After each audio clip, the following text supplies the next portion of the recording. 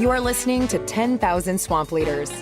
Leadership conversations that explore adapting and thriving in a complex world with Rick Torsett and guests.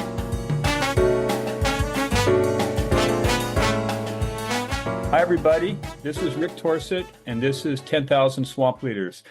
As you know, if you're a listener, this is a podcast where we have conversations with individuals, in this case, couples, who have made some decisions in their life and in their professions to lead and work in some very complex issues.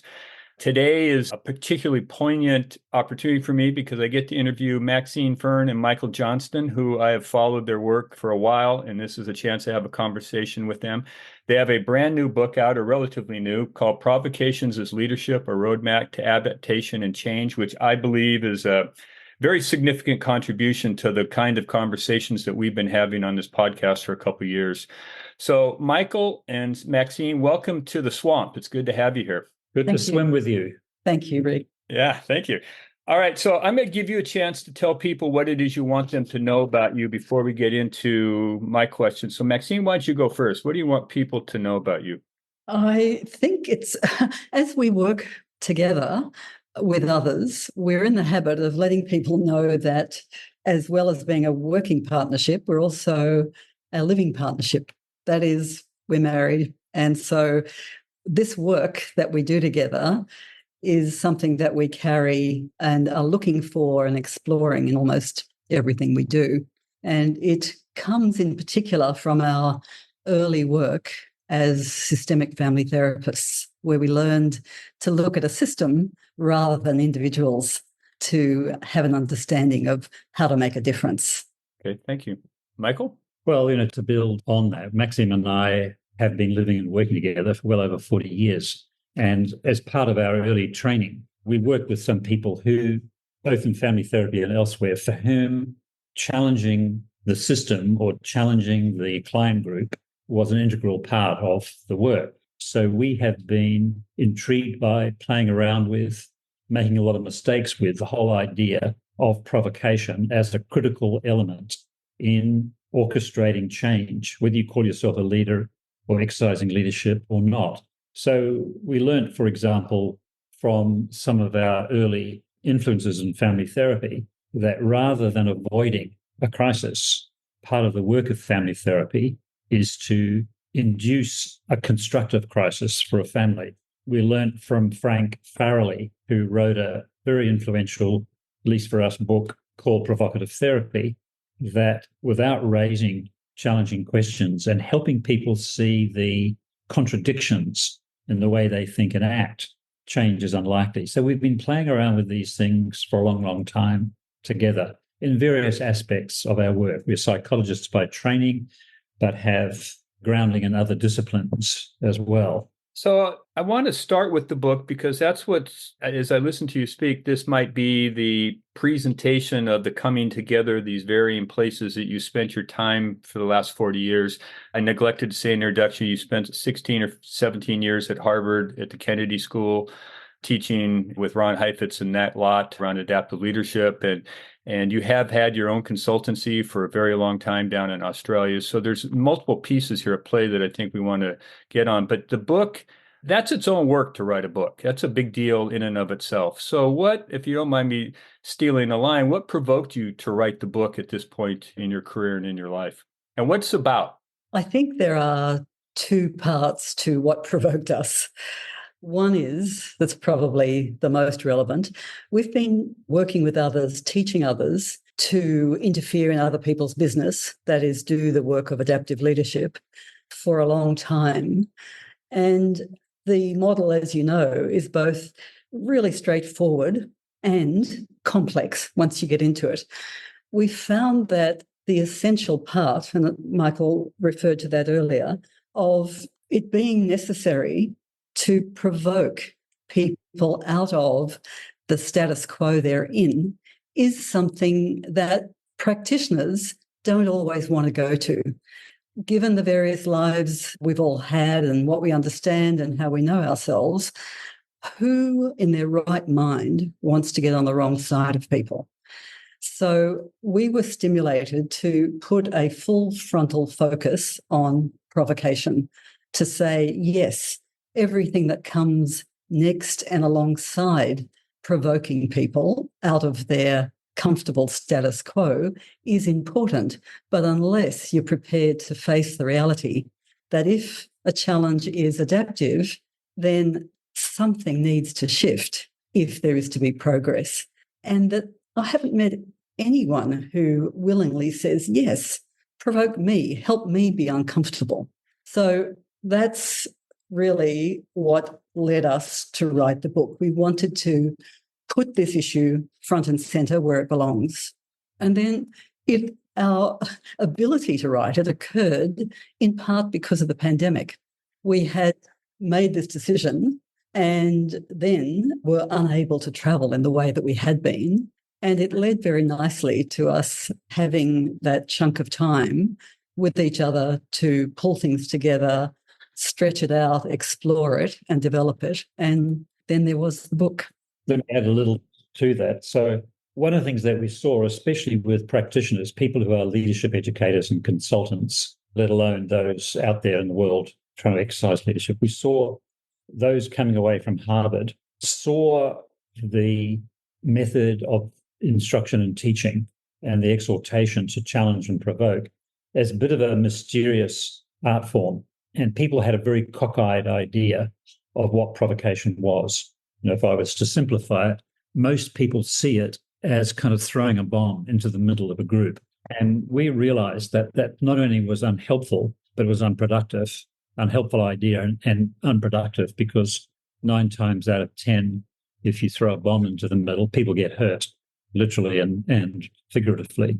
So we wanted to develop and offer a much more nuanced and, as you kindly commented, a practical and realizable way of thinking about provocation, that it does encompass a wide range of approaches, including some that are relatively gentle and kind, right through to those that are more, let's call them, aggressive. And that the real skill of provocation is being able to match circumstance with action.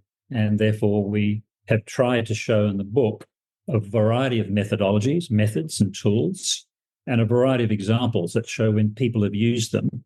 So people can see where the circumstances, the context, the environment in which people are operating is matched by what kind of provocative action is taken that helps make progress. So those two things together, I think, were very important.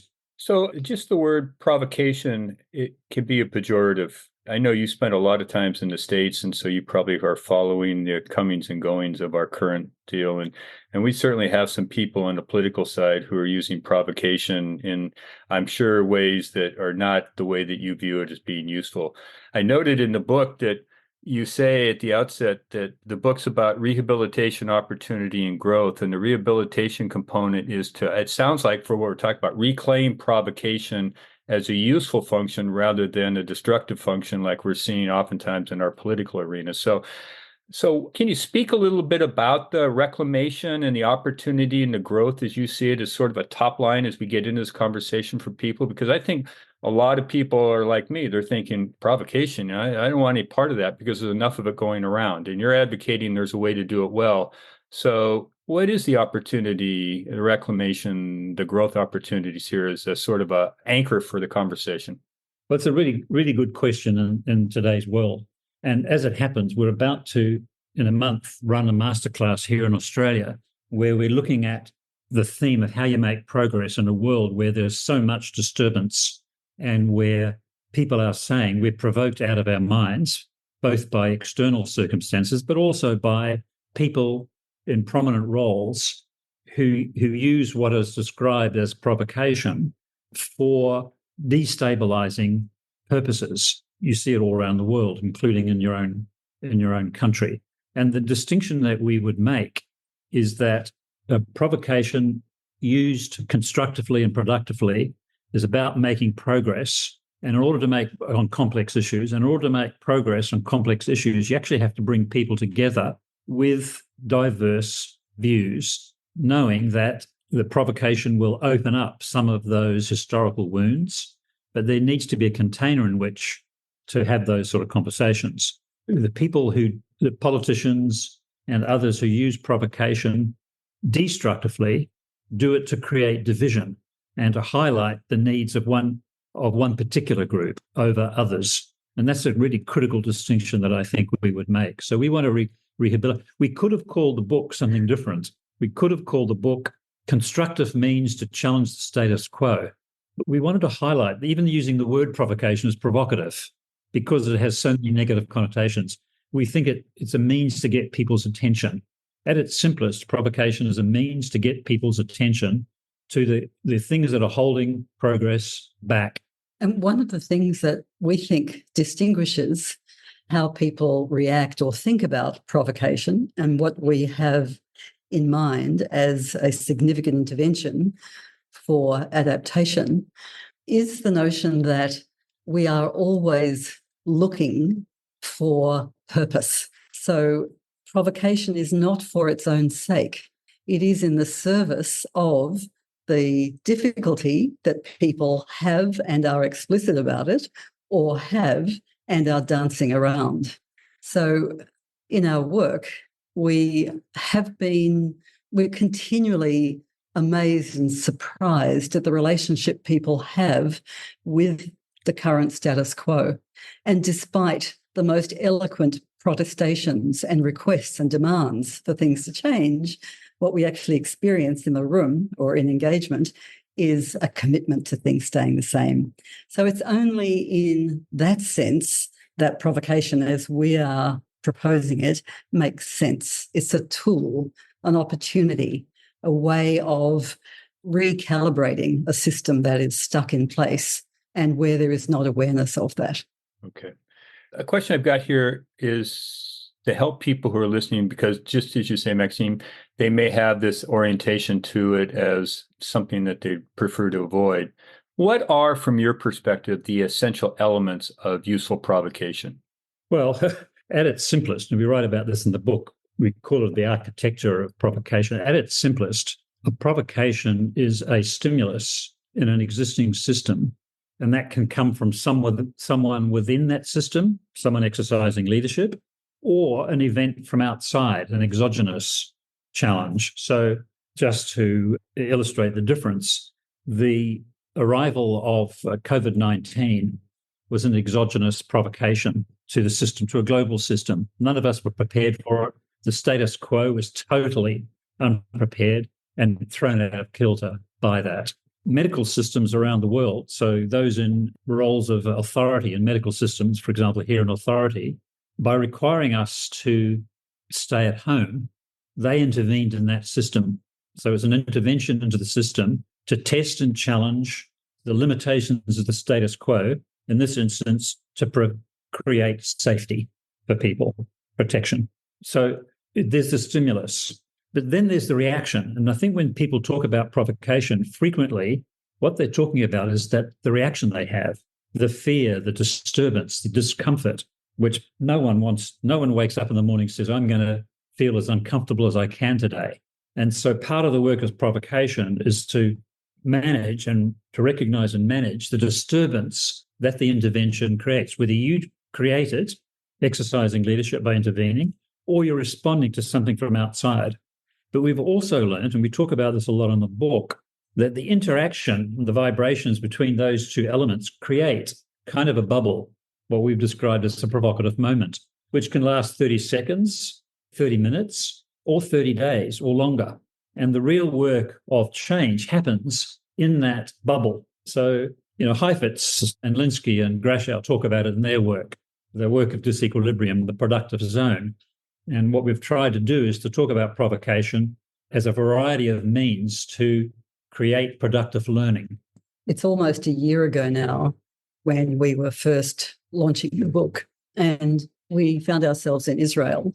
Almost as soon as we opened the conversation, there was a reasonably heated, if not furious, intervention from a member of the audience who said, how dare you put provocation and leadership in the same sentence as a title for a book? And in that moment, of course, it told us a lot about the essential elements of provocation. So what can people take what's the pacing that needs to be in our hearts and heads as we do this work, I think is really important to remember when you ask, what's an essential element? Part of that is what can people tolerate, which is why. What can they handle? Yeah, what can they handle? And what, in that instance, what does a word mean? Now, a year on, things in Israel are looking very different, and the trajectory moved much faster in the direction that this particular participant indicated.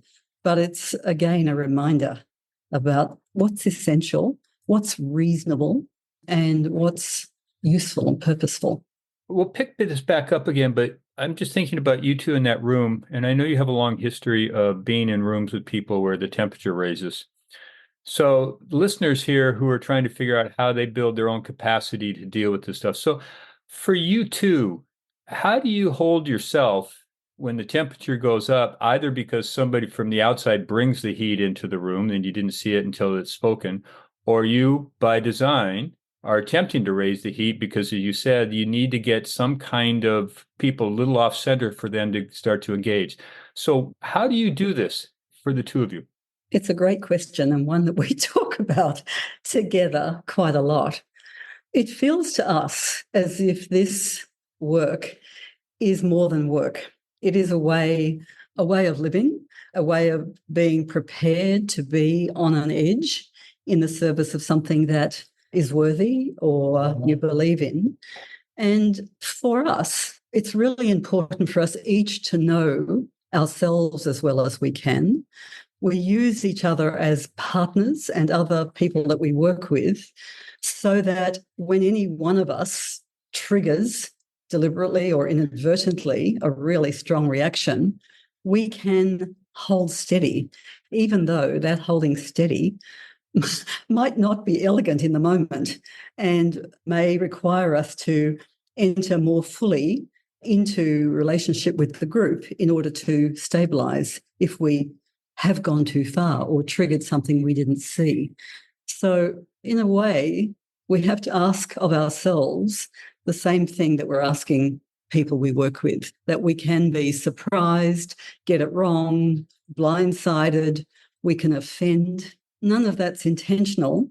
And if we're not open to that happening, then we can't actually do this work. So we think of ourselves as very lucky because we can help each other. And these conversations are kind of always with us in a way. But I think those principles of self-knowledge, support of others, reassessing one's intention and impact are really significant components of that. Let me add as well, some of this has been hard won, hard learned, I mean, it's a lot of trial and error and screwing up from time to time. But I think there are a number of really essential components. And interesting enough, I think they are true for anyone who exercises leadership, irrespective of whether they are provocative or not. The first is you got to create a container for the work, what Heifetz calls a holding environment. It's not enough just to come in and whack people around the heads. That's connected to what Maxime said about purpose. I think the second thing is, and we've learned this both the hard way and also through hearing back from people, it feels important for us to demonstrate wherever you can how much you care for the people you're working with, whether it's you have respect for what they're trying to do and for the people personally. And then thirdly, you've got to hold two contradictory ideas. One is that what you're doing, the intervention that's purposefully or unintentionally provocative, is exactly what's required. And at the same time, you could be totally wrong. And that when people really react strongly, you've got to be open to scrutiny, to the possibility that that intervention was inappropriate, off beam, too strong, whatever you want to call it. As you're saying that, Michael, I'd want to add that, because you raised, Rick, the idea of what do people do when they want to move more into the world of useful provocation.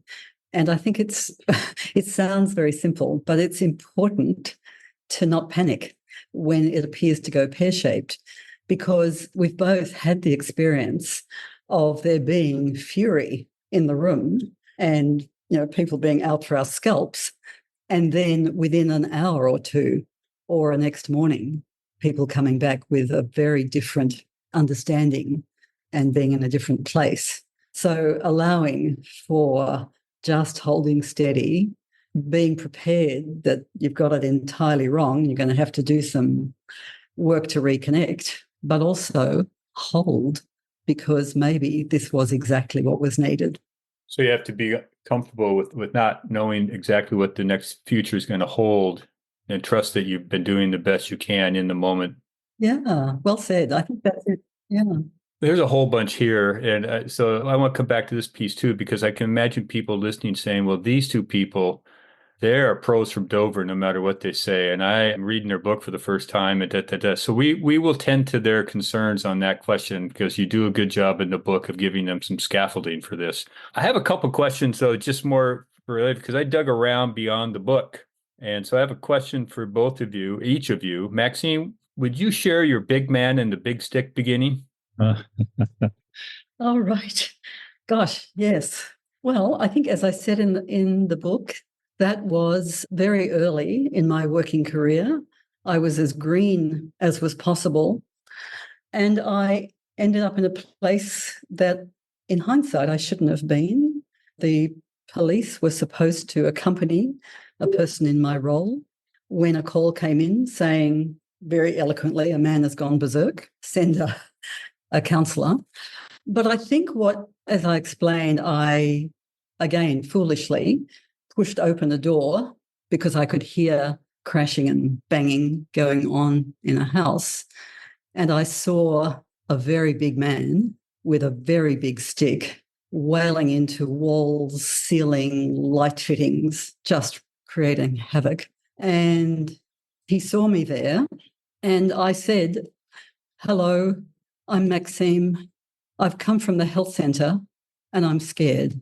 And he dropped his big stick and he looked at me and he said, "What are you scared of? You're scared of me." And inadvertently, I had provoked him into seeing another side of himself. Now, as I go to at pains in the book, that's not any kind of recommendation of how to ever intervene. It was wrong in every way, but stayed with me as a life lesson about what else is present in each of us and how can we make it more likely that this other alternative that's more productive can also arise. Okay, Michael, your turn. Just let me comment on that story, because it says a lot. It's an example of, if you like, a crisis, an exogenous crisis, pressure, and that Maxime's intervention, even though it wasn't planned or just came out of nowhere, was actually very gentle. It wasn't a big provocative intervention. It was a very gentle intervention,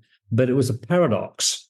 It was a paradoxical intervention because it highlighted the very thing that was happening. He was afraid, he was disturbed, she was afraid. By naming it in the way that she did, paradoxically, it made it possible for the man to see his own role. And that's, it was a very big intervention. From a very small woman. Mm. Very small, with a very small word. Yeah. It's changes. Michael, I'm interested in your dirty boots beginning. Yeah. In the early part of my career, I was doing research for a PhD in Malaysia into shanty towns, the illegal settlements that impoverished people from the countryside built. And for the first month or so of my being there, I avoided going into these places that I was there to study. And I came to realize that I had a lot of fears to do with not really knowing how to do this thing, how to do it. And it took me quite a while in being there to realize that I was caught in this loop of avoiding doing that work, going in, starting to do the work and figuring out how to make it work. And so I realized I had to shift it. So I built myself kind of a desensitization strategy, very incremental, very small things that confronted the very thing that I didn't know how to do. We write about it in that book. I got help to go and meet the head of a shanty town, ask them to introduce me to someone, got help to go and visit another one to find out how I could even drive there, let alone enter it. And so slowly over a couple of weeks, I began to do these small things. And the big realization eventually was that I was held back by my own lack of knowledge, my own incompetence, and believing as the so-called expert I needed to know and have the answers to know what to do. But the people who had the answers were right there in these settlements, and all I had to do was sit down with them and talk And listen to them. And that was a huge and very influential revelation. And so hence that idea of dirty boots. I had to get into these settlements because you couldn't go into these settlements without getting your boots dirty, literally dirty. That the only way for me to learn was to get my boots dirty. So these two early experiences, for listeners, I'm thinking all of us have some kinds of experiences early in our life. What counselor advice do you have for the work of reflecting a little bit on prior experiences in life as a means to stand, I don't know if it's on higher ground or more solid ground? I mean, you were having these insights relatively quickly to the experience, but I'm just curious, people are thinking, and what about me? So what do you say to people about past life being relevant to today? Wow, I am so glad you asked that because it's a hobby horse of mine. We're often working with people who are entering into the field, and all of us as humans are hardwired to learn from those who know. And along with that comes an undermining of oneself. I think all of us have had the experience of being in the room with someone who is a so-called expert, and the moves they make, the things they say are definitely the right ones. And we wouldn't know what they are if we don't write them all down, some version of that. And what I was working many years ago with a very young woman who came from a very privileged background, and we were working in areas where people were not privileged. And she felt consistently that she didn't have anything to offer because she didn't have direct experience.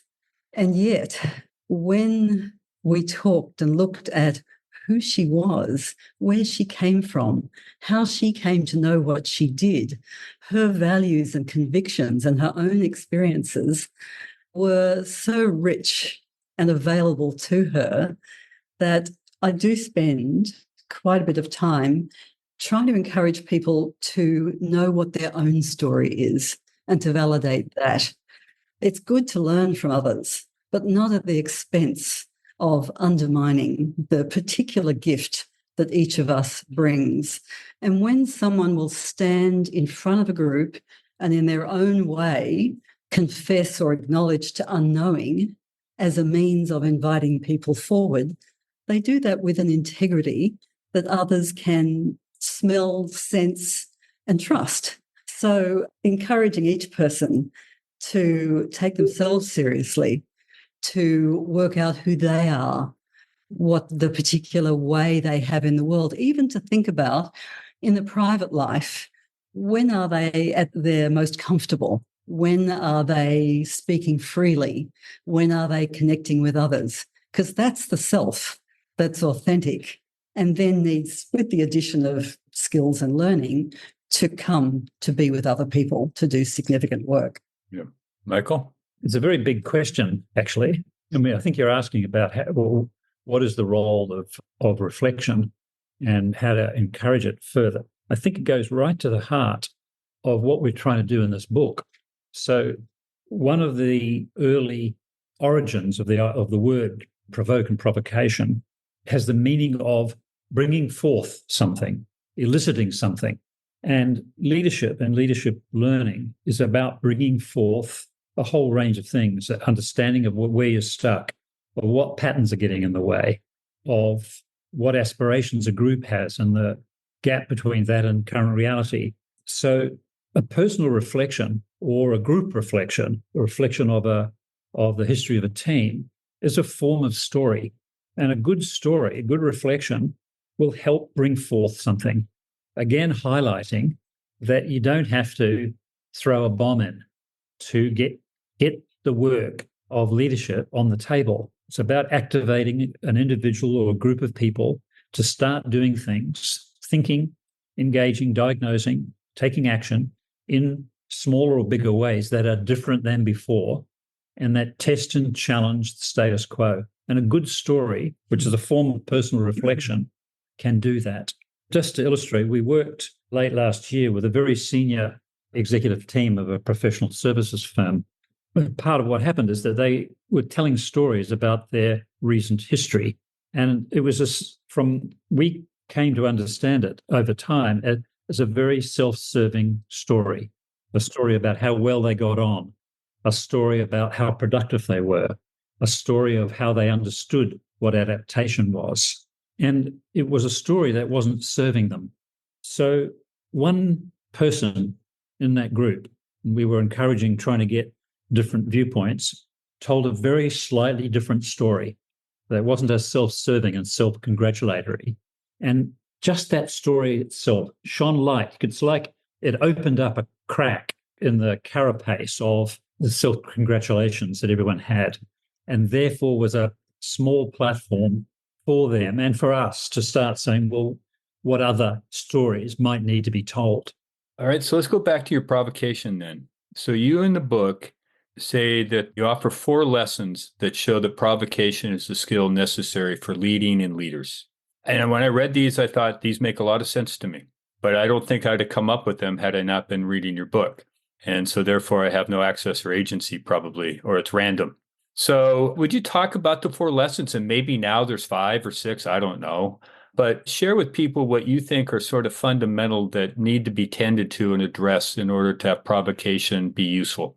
I think the 2 biggest ones, we won't talk to them all because it's a very fat idea. The first is that we all prefer the status quo. Whatever we say, we revert to the status quo because it's comfortable and it's known. We prefer what we know, even though we might know that it's not working for us, than the unknown and the disturbance that would come, the loss, and you've written about this in one of your blogs, Rick, that would come from moving away from that status quo. So that's a really critical one. The second one is that all the theory and all history shows, we learn about it from biology, from evolution, that change in the fundamental composition, the DNA of a person or the way they think or an organization comes because there is a challenge to that status quo, a disturbance to that status quo that forces the organism in some way to reconfigure itself. Force in inverted commas can come from outside or from, that's 2. And then the 4th is that there are risks, as we said earlier, that there's always risks that you will create temporary or longer term harm. So, and we have many little anecdotes and stories in the book of some of those risks and times when we probably went too far, and that you have to recognize that what you're asking people to do is to tolerate a disturbance that they may not have asked for, or that they may ask for but aren't ready for or capable of dealing with. And then part of your responsibility is to de-escalate if necessary, see what your mess is, what you've created, but also hold them long enough to know. So the worst thing you can do if you're disturbing a system and people get panicky is to say, oh, sorry, I really messed up, and withdraw, take away all that disturbance, because it's the only way that systems will begin to move. Left to their own devices, it's very unusual for real change to happen without there being some disturbance. Most organizations companies wait until there's a big shock from outside, but that's leaving change to chance. And that's why we think the productive use of provocation is so important, because you're trying to get on the front foot, to exercise leadership and not leave necessary desired change to chance. Yep. Maxime?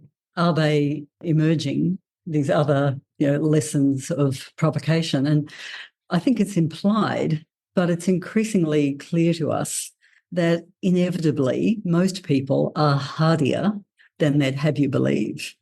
And so as we each attempt to intervene in the system, even though it's been requested, there are various forms of shock horror. How could you say that? And it's like being dared.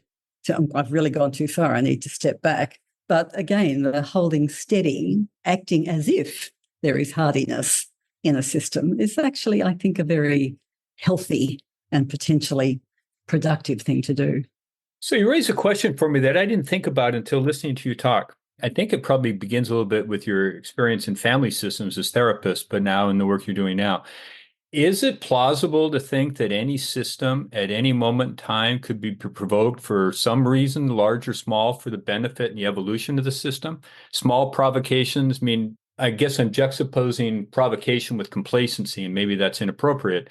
But is it, if you're sort of in charge of a system or you're influential in a system, is there always some little place where you could properly provoke and build some resilience around provocation? Well, I think yes and no. It's helpful to go back to Ron Heifetz and Marty Linsky's formulation of the adaptive leadership work, and to remember that we actually need provocation in a very small percentage of our exchange together. So mostly the stuff we're doing together, the work we are creating, is good enough. It's serving. It's only when actually we are on the verge of becoming not fit for purpose that we begin to look at the system and what its patterns are, what its trajectory is, and then someone might call, or it might be noticed, hang on, if this keeps going, we are not on a good path. And then provocation is needed. So I think because it is risky, it offers a lot, it demands a lot.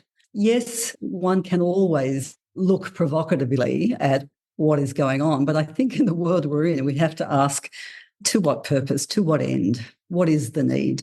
My comment would be is that groups, whether it's a whole organization or a couple or a society, even an individual, that a system will sooner or later always show what's on its mind, including the patterns that get in the way, the gap between what they say they want and what's actually happening. So just for instance, there's a little story, a little anecdote in the book about a senior tech manager, we called her Leanne, who noticed after being appointed as the engineering manager of this large engineering team, that in her meetings, her staff, only one of her staff would talk to her directly. And then when she said anything, all the other members of the team, all men, looked to their colleague Tommy. And so the team revealed itself, the pattern revealed itself. And then the issue for Leanne as the senior authority in that team was, would she exercise leadership or not? In other words, our job in exercising leadership, whether you're a manager or someone outside, is to observe and listen, and then begin to figure out what kind of questions or interventions to offer. And in Leanne's case, her intervention was extremely challenging, but very gentle. And all she said was, we write about this in more detail, this is what I notice happening. It's factual. We're in meetings. You don't answer me. You only talk. Tommy's the only one who talks to me. And then her question, on the surface, a very benign question, what do you think about that? Is a deeply challenging question because it is asking them, almost requiring them to comment on the very thing that they've all been avoiding. Yeah. So I want to acknowledge for people who have not read the book, another reason to read the book is the section you've got where you talk about your own efforts to help and how you made mistakes, and talk a little bit about, so it's not every story is a winning story from start to finish. There's ups and downs. And so I think that the acknowledgement of that is often not something you see authors write about. So I give you credit for putting some of that in there. That said, can you speak a little bit about the reality that you can get hurt doing this stuff? Well, you can get hurt and you can hurt others. And you can get hurt because you push too far, too quickly, too deeply, too fast, and get taken out of the game. Those are real risks, and every now and again it has happened. Maybe more importantly, though, is that you cause hurt, unintended, unplanned for, unforeseen distress and hurt for some individuals in a group. And we do try to show through some of the stories what can be learned from those. So, yeah, I mean, it's real. And that's the paradox of real change, that real change, and you've written about it, Rick, real change involves some degree of loss. And the loss is painful to people, whether it's of their pride, their reputation, their job. You read a lot on LinkedIn at the moment, for example, of all the Googlers who are losing their jobs at Google, and how that company was in their mind and what it meant to be part of that company has changed. And so it's not just the loss of the job itself, it's the loss of an ideal of how the people thought about it. Those are very real. I think, Rick, you're putting on the table the fact that you can get this work wrong. You can go too far. You can do not enough. You can cause a group to coalesce against you. Sometimes that's a useful thing because they find each other, but often it's not. And I guess from our point of view, way of thinking, that makes it a very real and alive endeavour. That means you have to have your wits about you, be prepared to be real with people, establish relationship before anything else happens so that you've got somewhere to go if in this real work you tread somewhere that you ought not have done. Not have done. So the book is highly useful in giving people guidance about how to, what my language here, how to construct a practice, meaning that mastery is a progression and you have breakthroughs and you have setbacks and then you have more competence at a higher level. So the book is the place I'm going to tell people who are listening to go to get this. So I won't put you on the spot to have to, but in a sort of abbreviated form, what do you think are some of the elements that would be essential for somebody who wants to build some capacity in this? What are the starting points for them after they get the book? Let's just say someone is relatively new into this. They like the ideas they're reading. I think a first step is to be prepared to reflect on one's own practice. I'm assuming a practitioner or a leader or manager, to begin that process of reflection, ideally with someone else, a trusted confidant who can be honest about how the reflections strike them. And then, in a way, to begin to redirect themselves about what is the contribution they want to make and what would that look like if they began to do something other than they're currently doing. And then actually to be prepared to engage in the process of loss. The willingness to take on this work is itself an adaptation. And in that, some things will be lost. If someone has a position of formal authority in an organisation, but some of the time they now want to work with their own group, as we saw with a very senior leader in a federal government department, he learned to stop being so helpful. And he put pressure on his people by no longer answering their questions as willingly and skillfully as he had done. So he withdrew some of his services. And that was very difficult for him. It felt like a real loss not to be the expert and to be seen with all of his gifts. So I guess that's a long way of saying that the path to doing more of this work is firstly to look at who am I, what am I currently offering, and what would I like to offer instead in the purpose of what and how much and who will I do that with so that the person isn't alone. Michael, anything you want to add to that list? Yeah, look, my comment would be that leadership and provoking as part of leadership is the practice, as you've mentioned, and you need to practice a practice. So a lot of preparation, rehearsal, call it what you like, training. One of the ways to do that is to just a concrete thing that we've done with people we're teaching from time to time is to remember a scenario that you've been working with recently with a group of people or in coaching where you thought, some challenge might have been required there. And to craft 3 observations and 3 different questions, each of which is at a different level of intensity. So something that's cool and really manageable, something that's warm, a little bit harder to do and might put pressure on, and something that's hot. So you get a real sense of what the graduations are. And obviously, it's better to start off with something that's cooler and see what happens. So it's really about practice. Practice, yeah. And I think that's one of the great challenges of life in organizations is why sports metaphors are so poor, is they have a week to practice before they play the game. And we live every day in the game for the most part. And so you got to be deliberately find ways to take yourself out and get ready for the game. Small doses, I think. I have a few other things I got to ask you too. And Michael, you put me onto something in some LinkedIn writings you did. And I love this concept. I never heard it before, but I'd like for you to speak a little bit about the provisional self, because we're talking about development. It strikes me provisional self is a helping hand in perhaps a practice. Yeah. Could you explain the origins of that and how it could be used? Well, it's an attitudinal thing. The idea arose from 2 sources. So Maxime and I were running a masterclass about 5 or 6 years ago. And the participants, all of whom were practitioners, very capable people, were saying, what you're doing with us is very confounding. And the implication was that they thought that they had to know how to do things in order to learn how to do them. And so we found ourselves using this idea of a provisional self to mean a temporary state. Learner plates, it's just another version of learner plates. No one questions that a learner driver is going to make mistakes, or an apprentice. No one expects the apprentice plumber to do the most complex work immediately.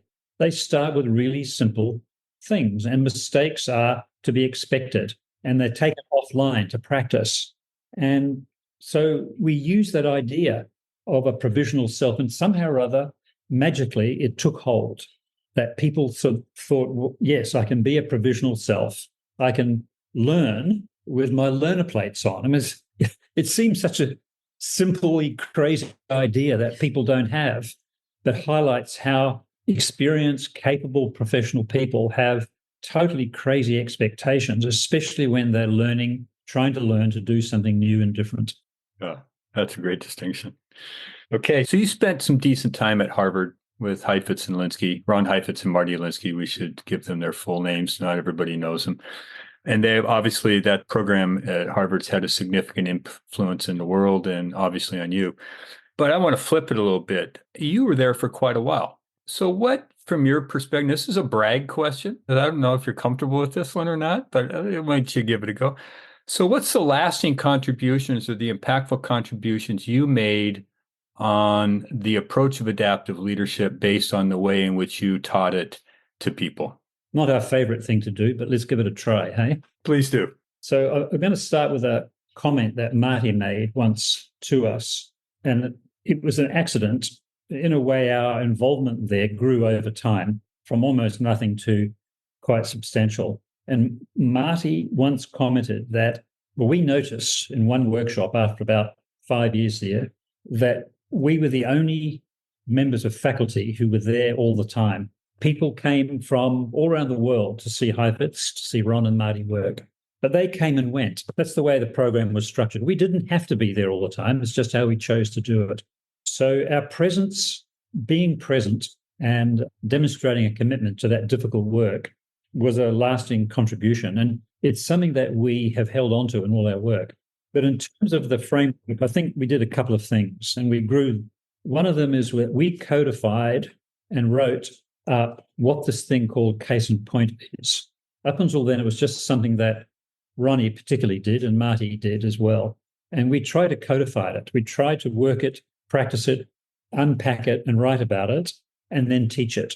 And now case in point is a accepted methodology, and we feel proud to have made a contribution to making that more available to people. And then this book is the next step, trying to get people to intervene more productively. Maxime, what do you have to say? Like Michael, it's an awkward question, and you can never see your own impact. I think something that stays with me is we used to, at the end of every program, faculty would sit in front of the group, all of faculty who had ever been presenting, and participants could say whatever they liked, ask any questions. And one year, after we'd been there for quite a few years, a participant said of us, pointed down the front of the room and said, "What is it about those guys? Who are they really? What would we have done if they hadn't been here?" And there was nothing concrete in it, but they were identifying something about us that seemed to make a difference to how we all were together. And one of the things that I have wondered about is we very much turn up with an Australian presence. And as you'd be aware, Australians haven't quite worked out our relationship with authority. So we are always on the back foot in taking that authority role. And it's possible there's something about that has made us more accessible and therefore created almost a stepping stone for people, or at a minimum, an alternate way of viewing this work. Yeah, very cool. All right, we're kind of coming down to it here. So here's my last question. After all that you have done to help people over the years, what's it time for you now? That's a very pertinent question because last year, 2023, the theme for our Australian masterclass with the Australian Adaptive Leadership Institute was, what is it time for? So I think it's always a timely question. And in the times we live, it's a particularly timely question. And we're very fortunate in that we do this and have a lot of conversations, reflective conversations, future-oriented exploration together. The most obvious and concrete response, what is it time for us for professionally, is to do as much as we can to support the next generation of leadership educators and practitioners. And to that end, we're doing quite a lot. So just for example, the next masterclass, we have 2 younger colleagues who are going to partner with us kind of as adjunct faculty. And it's something that gives us a lot of pleasure. So that's the one thing. What is it time for us, personally? That's a harder question because we don't see our work and our private personal lives as being all that separate. We know how to separate them, but they're so intertwined. We love nothing better than to explore these ideas and so probably just to continue being nuisances. I like that. Continue being nuisances. Thank you for being nuisances in the world. Hey, Maxime and Michael, thank you so much for making time to have this conversation. Come to the swamp. I think you're going to turns out to be very helpful. I will say in the show notes, there's a link to the book. There's a link to your consultancy. We will put other links in there that you think you want people to know about anything you're doing, anything you've written you think is relevant. So thank you so much for spending time here. I appreciate it. Thank you very much, Rick. And thanks for your care and careful curation today, Rick. It was Indeed. Good fun. Thank you. Thank you for listening to 10,000 Swamp Leaders with Rick Torsett. Please take this moment and hit subscribe to follow more Leadership Swamp conversations.